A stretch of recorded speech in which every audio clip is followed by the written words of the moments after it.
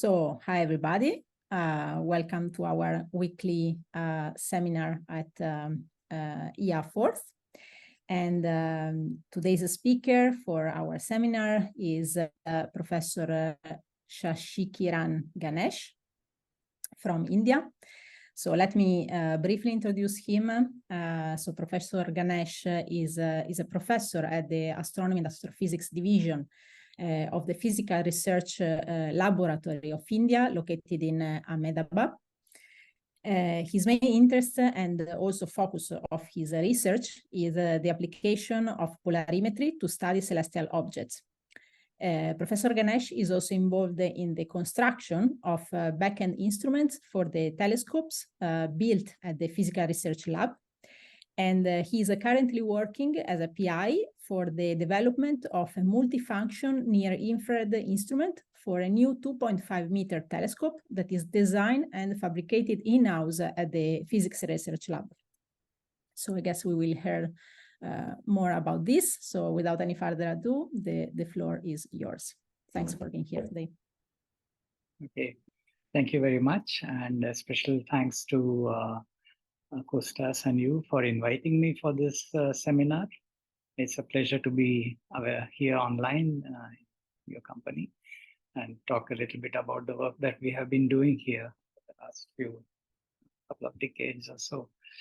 So polarization, actually astronomical polarimetry started out in India at PRL.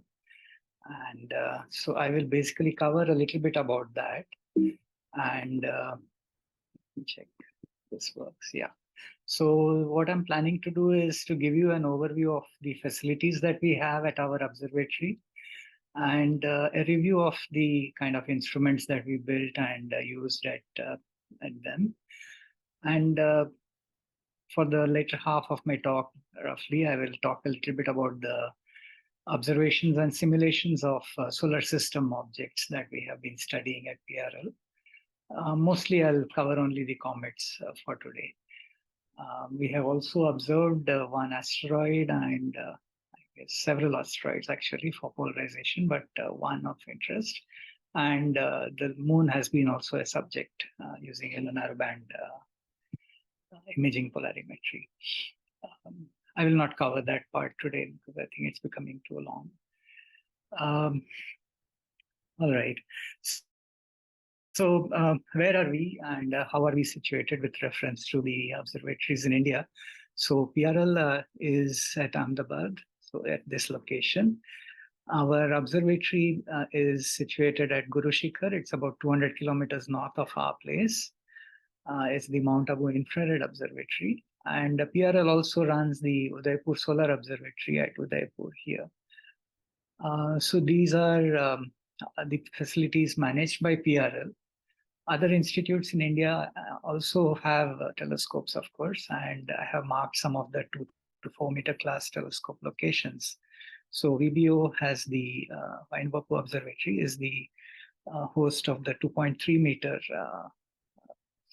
Vainu telescope, and HCT is also operated by the IIA. DOT is a 3.6 meter telescope, currently the largest in India. It's managed by the Aries Institute. Okay, Giravali is the location of the 2 meter telescope operated by IUCA. I think you are familiar with what IUCA is. So that tells you about the facilities here. Just an overview. I'll just spend a few minutes talking about what PRL is and what it has been doing since the last 75 years. We were set up as a small laboratory in the backyard of Professor Vikram Sarabhai's home. And from there, PRL has grown to several campuses. And in fact, the Indian space program started out at PRL.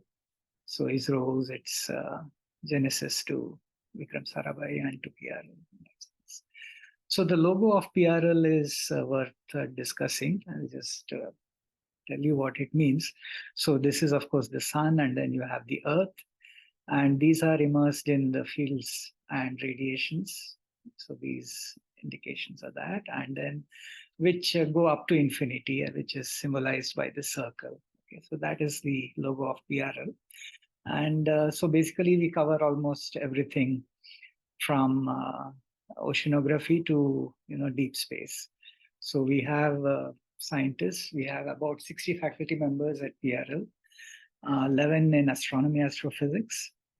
And we also have groups working in atomic, molecular, and optical physics, geoscience, planetary science, space and atmospheric sciences, and theoretical physics. And as I said earlier, we also have a small group working in purely solar observations and theoretical work at the Udaipur Solar Observatory. It's a very picturesque location with a telescope in the middle of, on an island in the middle of a lake. It's a very nice location if you happen to be able to visit sometime. So in the astronomy astrophysics division, we are interested in solar system bodies, star formation and evolution, and novae, supernovae, GRBs, transients, the whole gamut of objects. We are also having members who are interested in X-ray astronomy and also doing a lot of X-ray instrumentation in-house. We have one member who is interested in radio astronomy, and of course, several of us are interested in multivalent study of active galaxies and active galactic nuclei. So what are the facilities that we are using? These are, of course, apart from the international facilities, which many of us have been using quite regularly, and the national ones, of course. I will just focus only on the observatory facilities that we have at Mount Abu. So this is the building of the 1.2 meter telescope. And this is, as I said, 200 kilometers north of us. I don't know if this is coming in between. So the latitude is around 24 degrees and longitude is 72 degrees east at an altitude of 1.6 kilometers. So it's just at the boundary layer or at the edge of it. Okay, so in winter we have the boundary layer being well below us, and the skies are really fantastic. So this is a view of the Google Earth picture of this place. This is how it used to be in the earlier days when we had just the one dome and a small aeronomy lab here and a 50 centimeter telescope over here. Recently, this 50 centimeter has been relocated to this location from there, and the 2.5 meter telescope has come up at this point.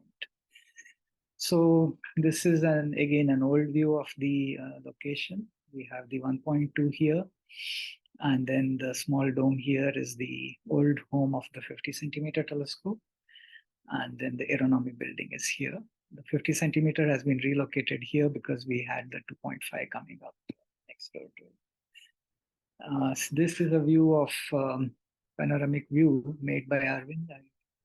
Yeah, so which shows you the dome of the 2.5 meter, the 1.2 meter. It's the building. The photo is taken from the top of the 1.2 meter building, and we have a 43 centimeter telescope here and a 50 centimeter here. So the 50 centimeter is a plane wave CDK20 telescope. So commercial one built, purchased off the shelf, and it's mounted on a Mathis fork mount, as you can see from this view. On this telescope, we have two instruments, an EMCCD imager and the LISA spectrograph with a resolution of about 1000, and it covers the spectral range from 380 nanometer to about 800 nanometers. Okay. It's very useful and very effective for studying comets. Has been used extensively. We have had two PhD theses from it using this telescope and this actually from this instrument on this 50 centimeter as well as 1.2 meter. On the 43 centimeter, we have a CCD imager, and recently it has also been used for lunar imaging polarimetry. Its main purpose is for looking at exoplanets, okay, to look at the transit photometry. On the 1.2 meter telescope, this was built in the 1990s. In fact, 1985 onwards, the construction started, and 1994 we were able to get first light, regular first light. We have had several generations of instruments on this telescope. The one shown in the picture here is the NICMOS, is the first instrument covering imaging and spectroscopy in the near infrared bands. Okay, this was in 1997 or 98, something. Currently, we have an imaging polarimeter and then the LISA spectrograph, which I mentioned earlier. LISA is a commercial instrument bought from a company in France, whereas all the other instruments were built in-house. Okay. MFOSC is a FOSC type of instrument, so it has both imaging as well as spectroscopic capabilities. By using grisms, you get a wavelength coverage in the optical window. PARUS is a high-resolution spectrograph with a resolution of 67,000, resolving power of 67,000. And it has been used primarily for exoplanet hunting. And in fact, we have had 2 exoplanet detections from this instrument in the last few years. So that's something which has generated a lot of interest in the media locally. So this is regarding the 1.2.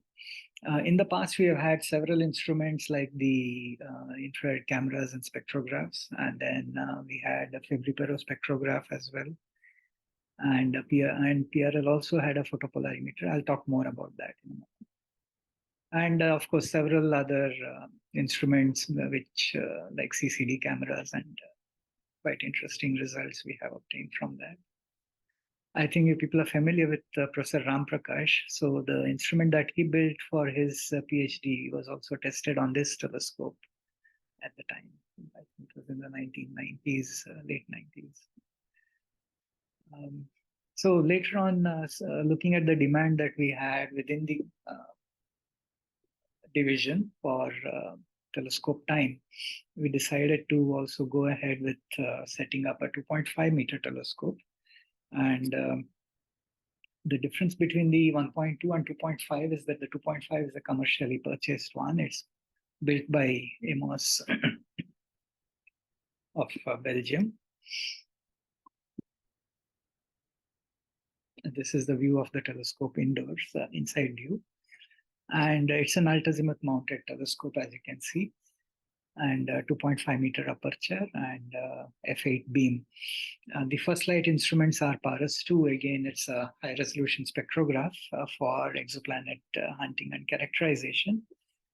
Its resolving power is up to about 100,000. We also have, so this is on one of the side ports of the telescope. So it is permanently mounted on that. On the main port, currently we have the CCD imager. It's a wide field of view instrument.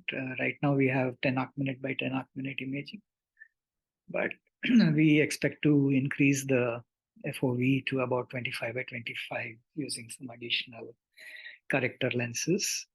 So that is something under development currently.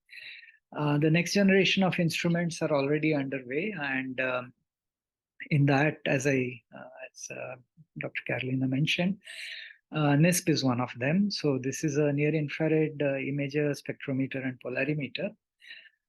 All 3 instruments in one DIVAR, and the functions are selectable using software by introducing different kind of components in the light path, in the collimator, in the pupil area. So this will have a field of view of about 10 by 10 arc-minute in imaging mode, and resolving power of about 2000 across Y to K bands. And we also plan to have polarization implemented in this setup. Let me see. So the other 2 instruments which are currently under development are low resolution spectrograph, which will be on the other side port, and the MFOSC EP. So this is an instrument which is quite interesting. It's an Eshel polarimeter, and it's being built by my colleagues again at PRL. And this will also be on the main port. So we will be switching between MFOSC-EP and NISP based on the demand of the observing schedule. Yeah, so I think I should quickly switch now to what we have been doing in terms of polarimetry. So the first photopolarimeter was developed at PRL in the early 1980s when the Astronomy and Astrophysics division was set up at PRL, in fact. And this instrument was developed on the basis of the similar minipole instrument in use at the University of Arizona in the US. It follows the similar rapid modulation principle with a fast rotating half-wave plate as modulator. It uses a Wollaston prism as an analyzer, and we have two photomultiplier tubes which act as the detector. Okay. So as you would have noticed, so this instrument was built in the 1980s, mid-1980s, and in fact, we did not have our own telescope then. So at that time, it was used on other telescopes in India. Of course, I was not involved in those observations. So I joined PRL in 95, so which means that all of these developments were done before my time. Just a student at that time. So this is the instrument described in this paper, Bulletin of the Astronomical Society of India, 1985.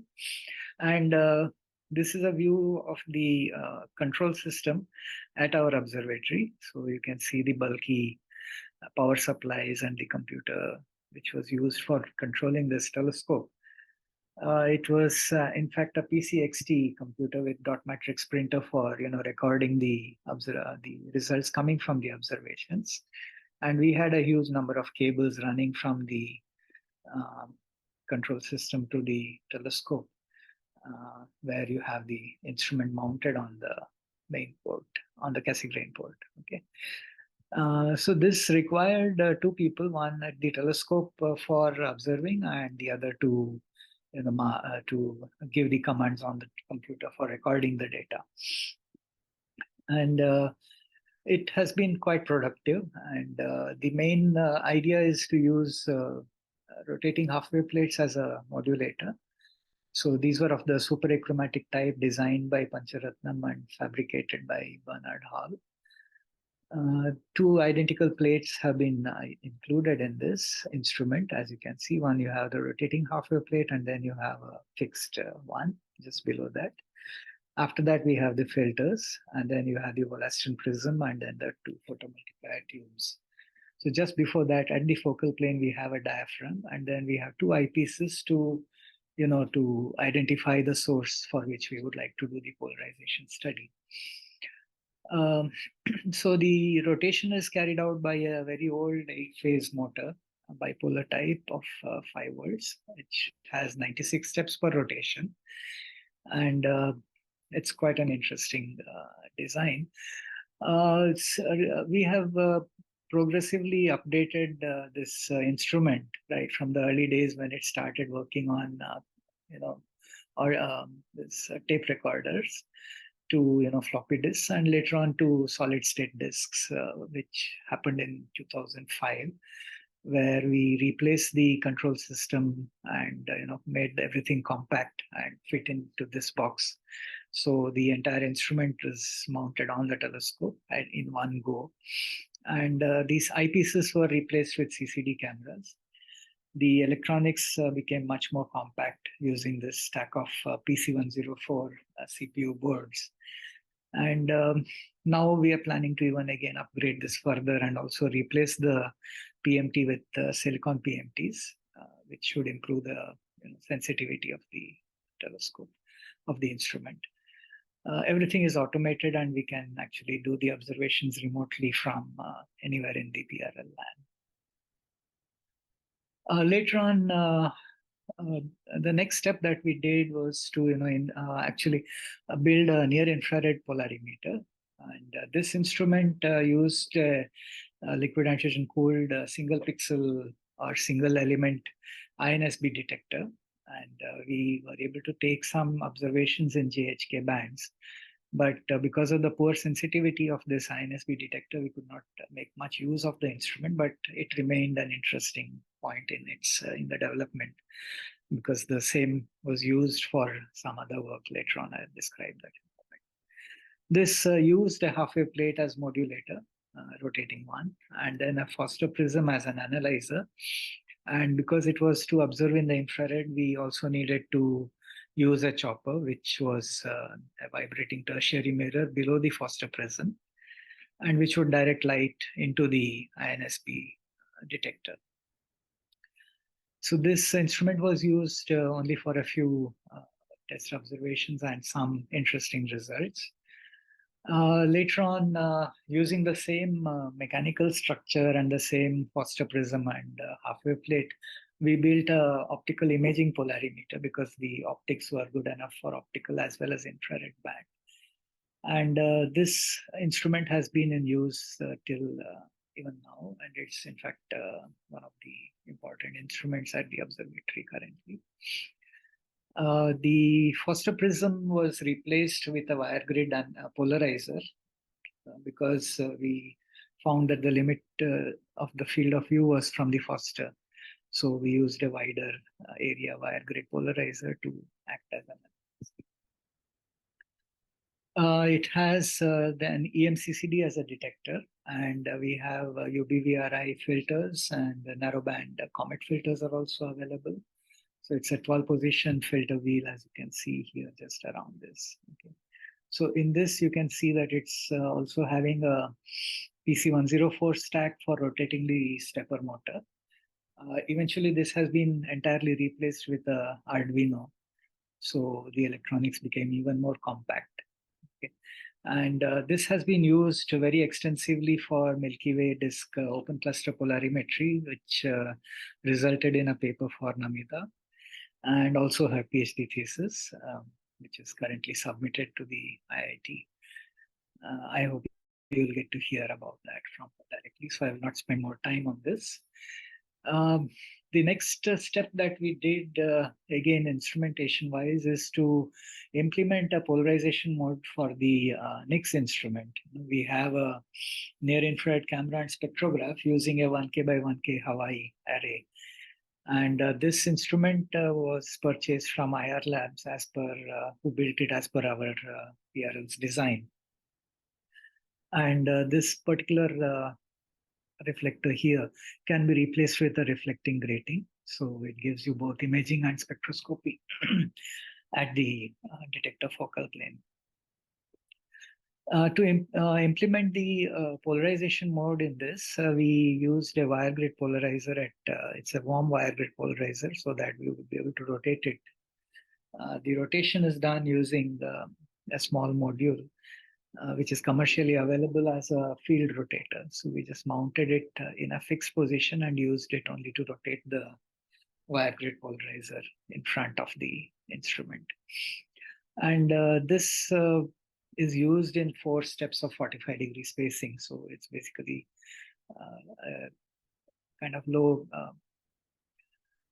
It does not have as good a measurement accuracy as our other polarimeters, but it gives you a good field of view of about 4 arc-minute, which is pretty useful for the moment. We have used it for a few observations, and currently it is we're waiting for refurbishment of this instrument, and hopefully we'll put it back on the 1.2 meter telescope.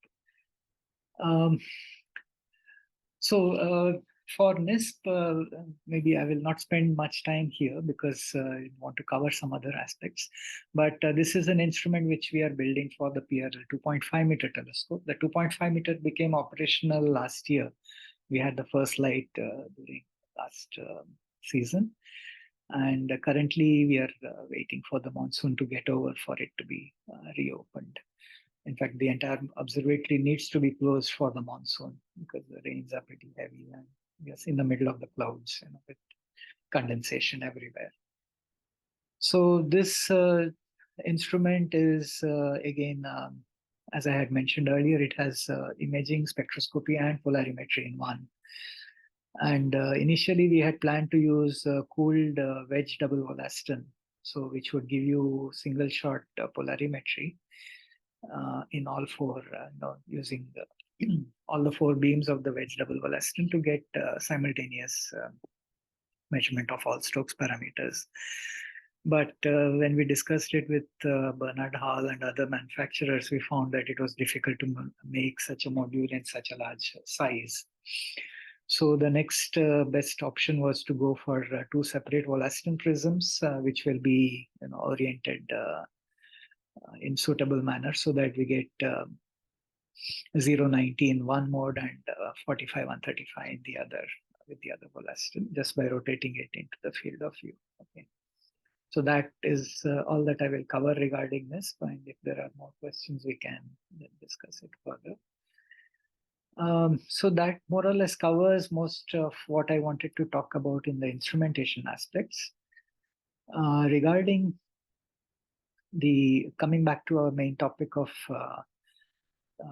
observing of solar system bodies. So this is an example of a comet, which is one of the brightest comets that we were able to observe in recent history.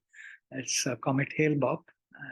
This was during evening twilight. You can see that the catwalk is still lit up by the setting sun, and the comet was already quite visible. In fact, even both the ion and the dust tails both are nicely visible here. This was a film photograph. The telescope, the camera was mounted on a tripod with a 2-minute exposure. I rather like this one, although I had much better photos later on, but this was something spectacular because it was something visible to the naked eye for a very record long period of time. So the dust in the cometary coma is actually scatters the sunlight. So that is the reason that the light is linearly polarized. This polarization is a function of the phase angle at the time of the observations. So that's the angle between the sun, the comet, and the observer. It's a function of the wavelength at which the observations are carried out. And it's also, these are the more important points, that it's a function of the refractive index of the particles involved in the scattering, and also depends on the size distribution of the particles. So the first point is a function of the geometry of the comet orbit. The second one is an instrumentation effect, and the other two are, of course, inherent to the comet itself. So by observing this over different wavelengths and wide phase coverage, we should be able to infer the properties of the cometary dust. That is the premise of the observations. Now let us look at how these were done. I will talk mostly only about the results where I was myself involved. This instrument, the photopolarimeter, had been in use even earlier and has been used extensively by my colleagues and my PhD supervisor, Professor Joshi. I don't know if he is online. And several other members from all over India have used that instrument. But my first observations with this were for comet Hyakutake. In fact, we were able to observe it during its close flyby. And at that time, I didn't recognize the importance of covering it over a large phase. But we did observe at two epochs, on 13th and 18th of March 1996, just about 2 months after its discovery. So it was a very fast and very rapid flyby for this comet. And here in the figure, we have plotted polarization as a function of phase. And it shows that 3 different continuum bands in the spectrum. So these bands are defined taking into account the presence of strong molecular emission in comets. Okay, so you need to avoid those bands which would tend to depolarize the dust polarized light. So here we have 3 different bands, so 6840, 4845, and 3650 angstroms. And the curves here represent the three different models for the different bands using very simple me theory based model, and using a dust grain size distribution and a composition which were considered to be similar to Comet Halley. But because the phase coverage was rather limited, we have only these two black points, solid points, which we were able to observe. The rest of the other points are from Comet Halley observations by PRL members as well as people from elsewhere. And this was a limited phase coverage comet, but we were able to find out that it must have dust grain size distribution and composition similar to Comet Halley because it agreed well with all the other Halley observations. Later on, we okay, I guess this made a mistake here. So in this case, we have Comet Hale-Bopp, where we were able to actually observe this comet for a record 18 months. Okay, we were able to cover it over a very large range of 17 to 47 degrees. And the wavelength dependence is shown in this figure. It was extremely strongly wavelength dependent, unlike Comet Halley. This dotted line here represents Comet Halley at about 46-degree phase, whereas at the same phase or similar phase angles, this is Comet Hale-Bopp. Okay, this shows how strongly wavelength dependent it is. And in fact, it shows the highest observed polarization for any comet till recent times.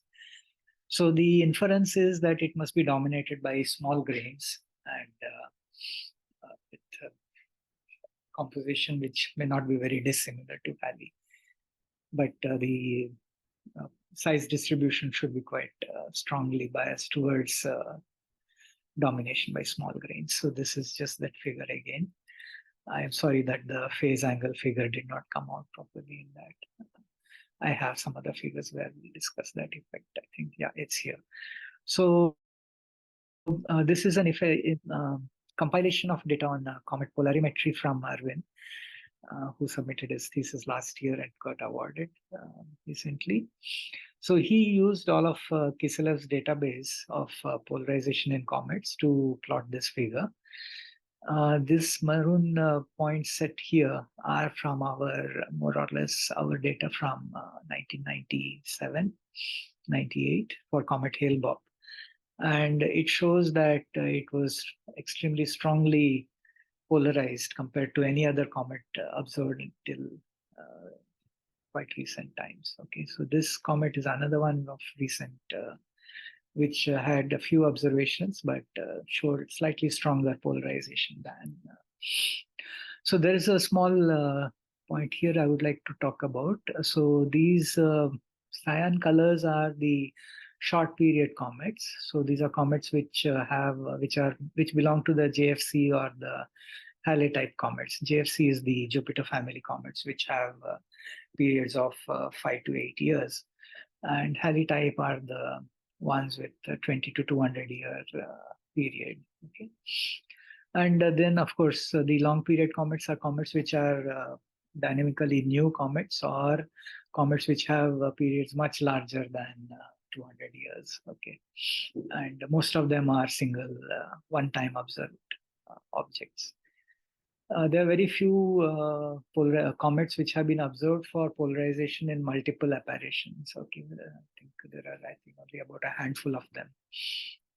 Since polarization of comets started only in the 1980s, and since then we have had just a few orbits for them. So I think Comet 67P is one of them. So in the background, we have plotted several curves, which I will explain shortly in more detail. But basically, the difference is in the kind of composition of the considered in the model.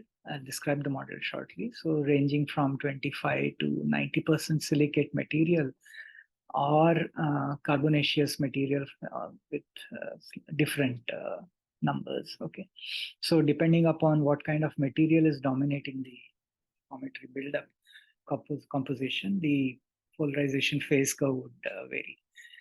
So that is the idea. In the late 1990s, there was a paper which talked about two polarization classes in comets. One low polarization class, which was below about 5 or 8% at the peak, and the other class being comets which had much higher polarization. So in all our observations, it seems that most of this dichotomy, or what you will, was mainly caused due to some choice of filters, perhaps, but it's not something completely established that there are two classes of polarization in comets.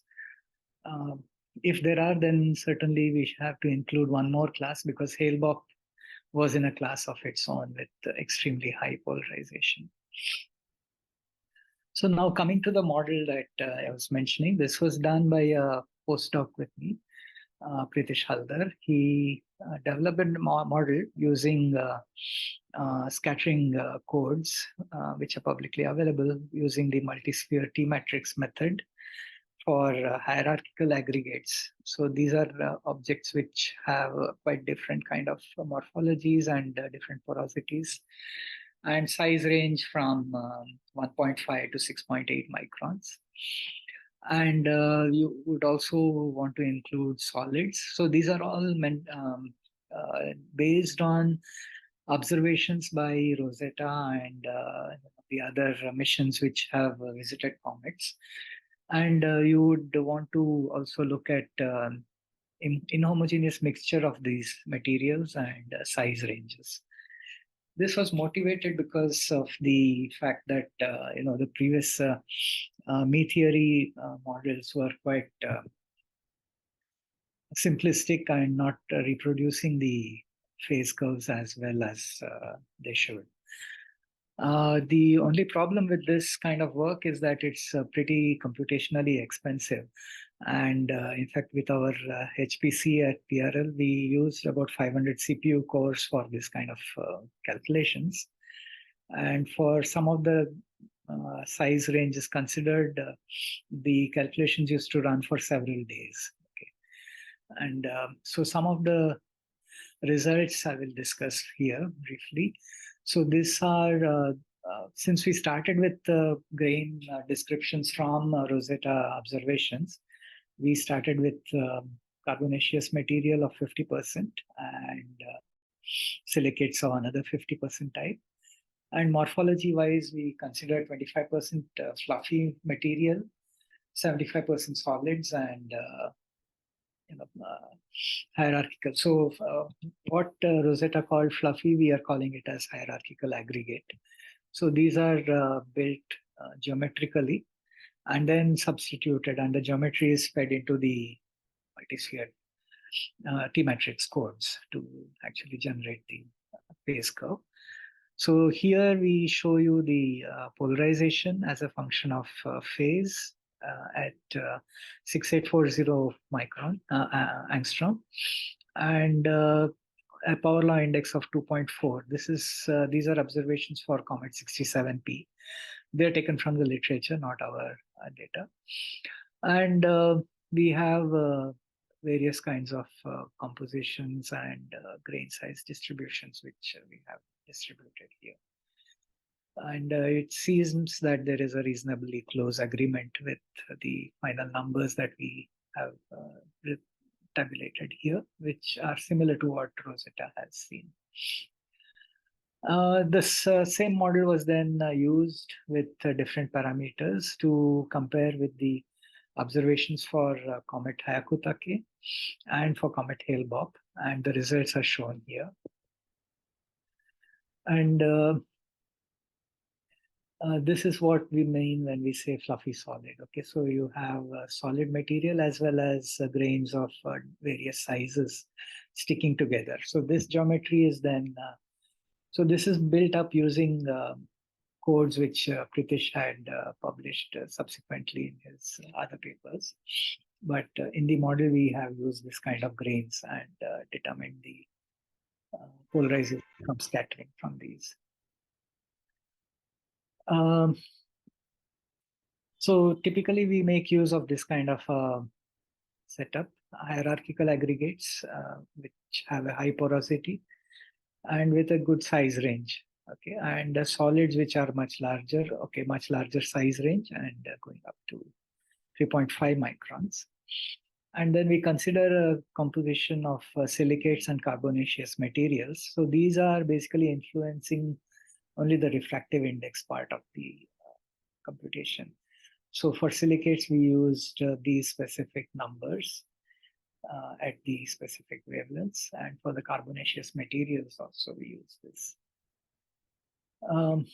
So that was regarding the main model which Pritesh built.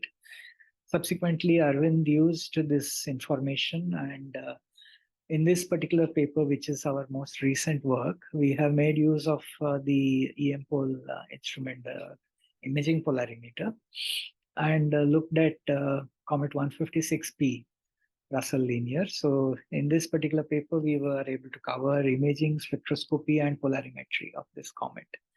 So it's a paper where all three methods that we have facilities, we were able to implement in one. It's a rather nice paper that quite happy about. The EM-Pol observations are such that you get 48 steps per rotation. And what we do is we integrate for a long time. And so what is done is that you take observations of half-second exposure per step. And the data are then co-added based on their position angle. And that is how the modulation curve comes up for this comet. So this is shown here in this figure. Okay, it shows that the range is, so this is a reasonable polarization. So about, I think, 5% kind of value we had for this one. And this comet is quite interesting. It has this kind of a dust geometry, which we considered agglomerated debris and hierarchical aggregates. And composition wise, we have considered also several different types, 50-50, 45-55, and things like that. So the best fit seems to be from something like 60% for silicates and 40% carbonaceous material. The two red points are for comet 156P. The other ones are for comet 67P, which had rather similar kind of behavior. So I thought we would use them. Yeah, so that more or less covers what I wanted to talk about. I covered mostly about the instruments that we have developed and the comets that we have been observing. And I think I still have a few minutes, so I will just show you one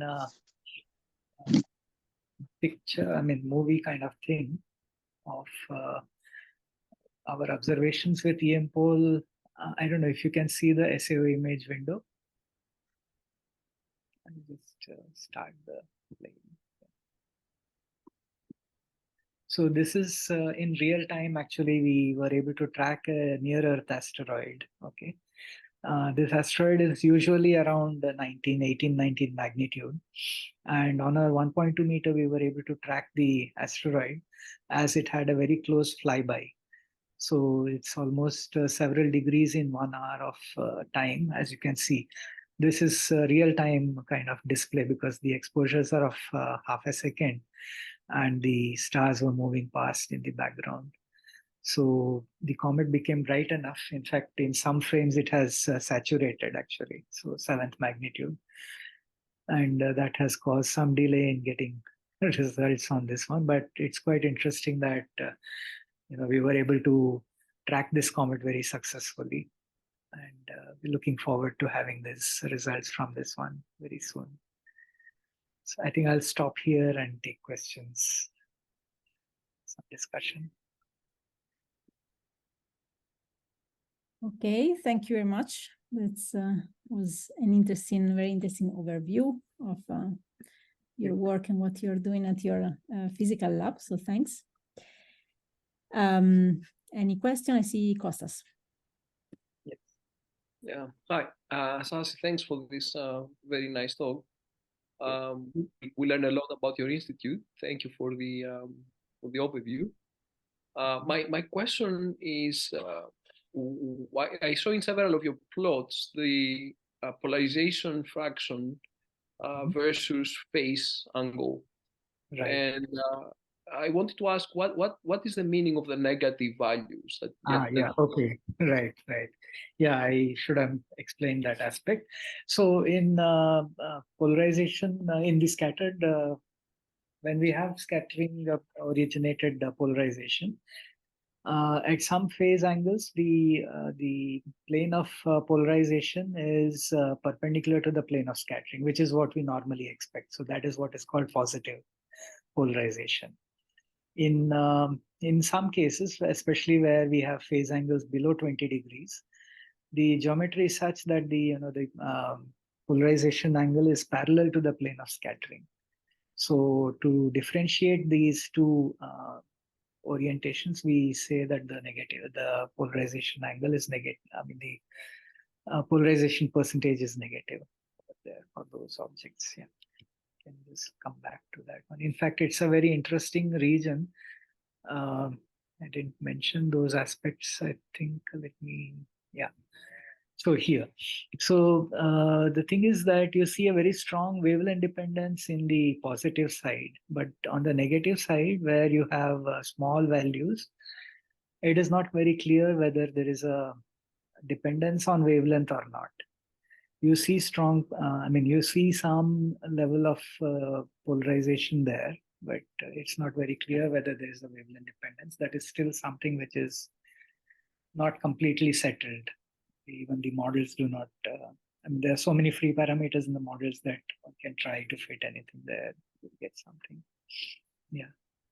Yeah, so that's the origin of this negative polarization. You see them in comets and asteroids, and also the lunar surface.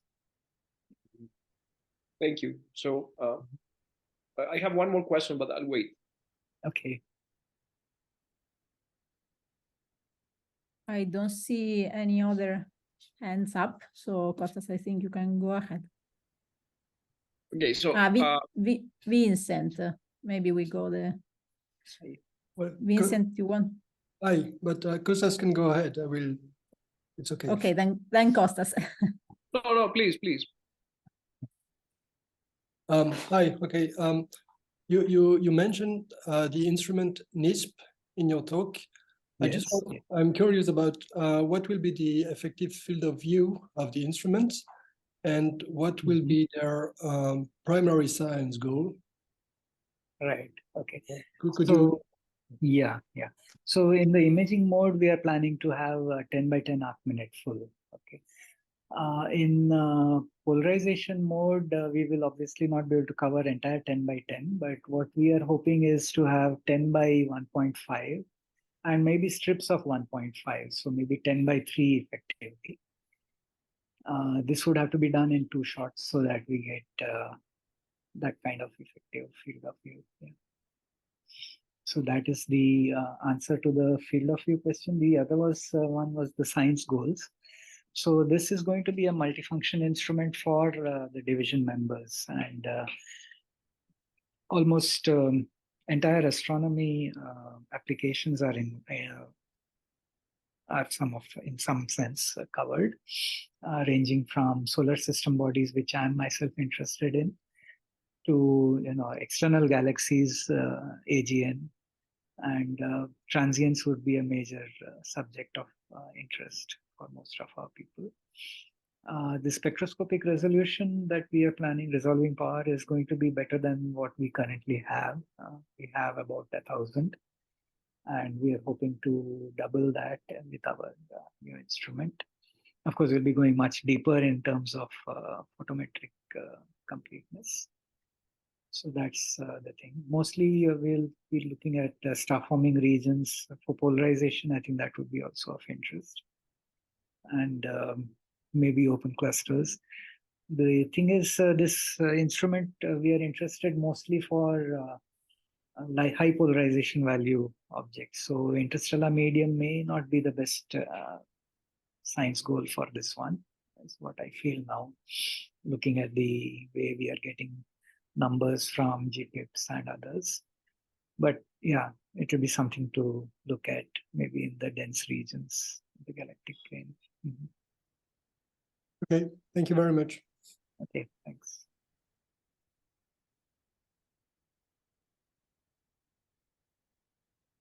Kostas, do you want to go ahead with your question? Okay, so I was intrigued. Could you tell us a few words maybe about your moon polarization project? Okay, right. Yeah, so this is of interest because on the moon we have several interesting features which are called swirls. Okay, so the origin of the swirls are not very clear. So these are regions where there seems to be some magnetic anomaly, and they appear to be quite bright patches on the surface of the moon, quite distinct from the other regions. So our colleagues who have been looking at the moon using orbiter data, they were interested to look at this using polarization. And since we already had an instrument, we decided to make use of this for observations. What they have done is, I can share the details with you by mail separately. So they have, I should have included the figures, but I thought I would overshoot time if I started talking about that. So in that one, what we have done is we have currently we have observed this region. It's called the Reiner Gamma formation, Reiner Gamma swirl. It's on somewhere in the middle of the disk, and we compared it with a couple of other craters, okay, where we can study the same kind of morphologies. So by looking at the phase ratio maps, and also the albedo maps, those kind of things, we have come up with some solution. I mean, some interpretation that these swirls are probably left over from the time of impact of a comet. Okay, and for some reason the material has not changed with time. Okay, so that's how these surfaces are appearing slightly brighter than usual. That's something that we need to study in more detail. So right now we have covered the moon at high phase angles. At low phase angles, we still need to take observations. It's not very easy to get those data points, but that's something we are looking forward to. Because of the moon being such a bright object, it was quite a challenge actually. So what we did was to use EM-pol again, but we used with our narrowband comet continuum filters so that we limit the amount of flux. And we also reduced our exposure time from 0.5 to 0.1 seconds. So it was not very efficient in terms of time, but I think that was the best that we could do. So we continued with our rotation steps of 0.5 second, but exposed only for 0.1 second per step. So that's how we built up the signal. And because of the strong scintillation on the moon surface, so we had to blur the images to the same resolution all through. There's a lot of interesting stuff that had to go through working on that. Yeah. Thank you. Okay, so I don't see, is there any other question? Yes, Anna. Hello, thank you very much for your presentation. Thank you. It was very interesting for me. I'm a technician, and because I'm involved in purchases, can I ask you the French company that produced the LISA instrument? Was it CISO? It's Sheliak Instruments. How? Sheliak, Sheliak. Thank you. I can share the link if. No, I will find it. Okay. Thank you. Yeah. It's a nice compact instrument.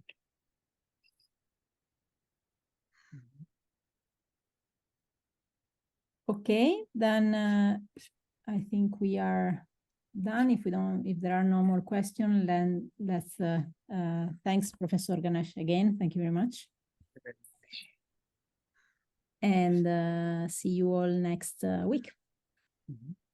Okay. Thank you.